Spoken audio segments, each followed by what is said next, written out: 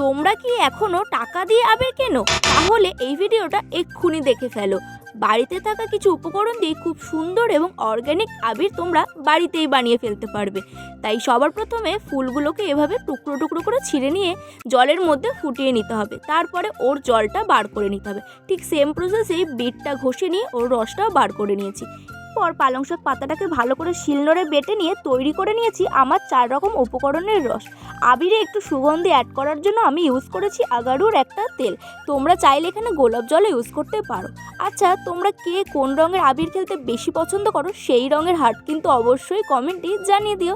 তারপর এখানে আমি অ্যারারুট ইউজ করেছি আর সাথে সেই মিশ্রণটা দিয়ে ভালো করে তৈরি করে নিয়েছি আমার আবির। এরপর রোদে প্রায় 3-4 ঘন্টা শুকানোর পর দেখো দেখতে ঠিক এরকম ভাঙা ভাঙা আবিরের মতো হয়েছে। তারপর এটাকে আমি ভালো করে মিক্সিতে বেটে নিয়ে তৈরি করে নিয়েছি আমার ঘরেই তৈরি অর্গ্যানিক আবির। আর দেখো কি মসৃণ এবং সুন্দর হয়েছে। বাই।